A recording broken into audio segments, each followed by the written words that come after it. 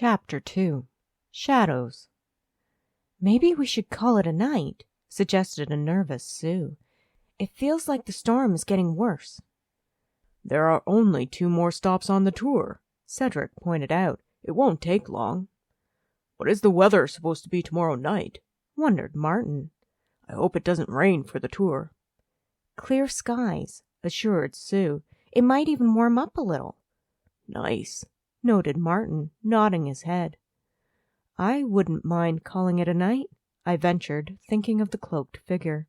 A pit of tension knitted itself together in my stomach. "Great.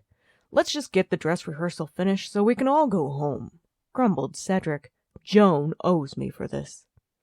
"It's like herding cats," dryly stated Kat as she came to stand beside me. "Cats." I laughed a little. "That's funny. Cat talking about cats." "Mom," Kat rolled her eyes. "We should get a cat and call it Cat. Then we would have an animal cat and a Katrina cat," I pointed out. "People would love it." "No, they wouldn't," my daughter disagreed. "Besides, you don't have time to take care of an animal. That's what you always tell me." "True." I looked round the rows of graves as the group walked onward. "What are you looking for?" asked Kat. "Joan," I lied. In reality, I was looking for the creepy, shadowy guy. Then again, maybe that had been Joan. I tried to tell myself. But why would she dress like that? "I wish she were here," sighed Kat, tugging on her coat sleeve as she removed a stray thread. "No one really likes Joan, but she does keep us in some sort of order." Privately, I agreed. Joan might be difficult. However, she could organize like no one else. "I'm having a hot bath and a hot cocoa when we get home." Cocoa," purred Kat. "Can we use the good chocolate?" "When do we not?" I questioned. "When Grandma and Grandpa come?" Kat gave me a knowing look. "They wouldn't know good chocolate," I scoffed. "They're too cheap." We are pretty cheap too." Kat rolled her eyes.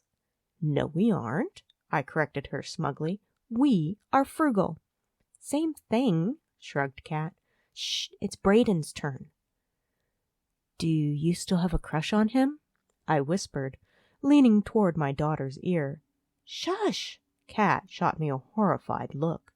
"Sorry," I murmured, half listening to the gangly teen's oration of child labor and dying in the nearby silver mines before the turn of the last century.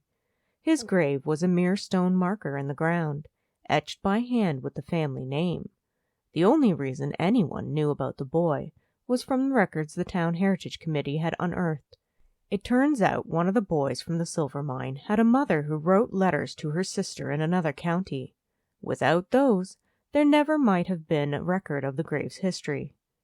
"Do you think there's any silver left in those hills? If we had some, we wouldn't need to be so frugal. We could afford things like heat in the winter and chocolate for the entire town."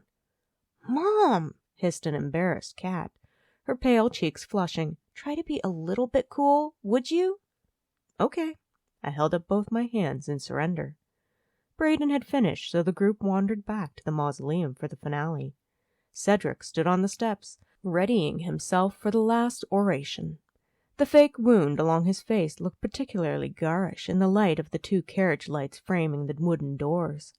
Cedric leaned forward, his deep voice warming to his role. "Frederick Yates, otherwise known as the Red Slasher, is Autumn Heights' only known serial killer.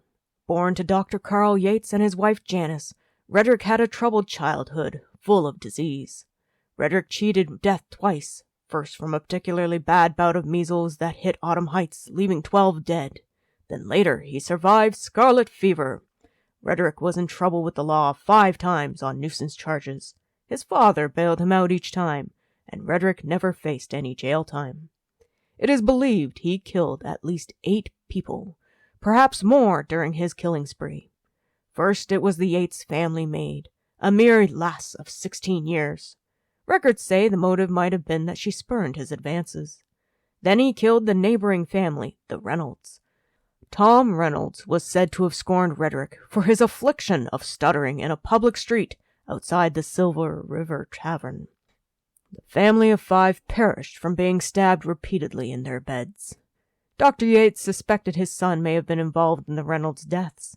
When he and his wife confronted Redrick about his actions, there was an ensuing fistfight. Cedric ran a finger along the fake wound on his face. During the battle, the good doctor used a scalpel to defend himself, giving his son this scar you see here. However, Dr. Yates was no longer young. He was overpowered by his son. Redrick was found burying the bodies of his parents in this very cemetery by a grave digger. He was found guilty of multiple murders at trial and hung from the gallows in the town square, Cedric said in a hushed voice before his tone rose to a crescendo. Or is the red slasher right behind you now? You can find both my cozy mystery series, Camping Girl and Autumn Heights, on Amazon. Happy listening.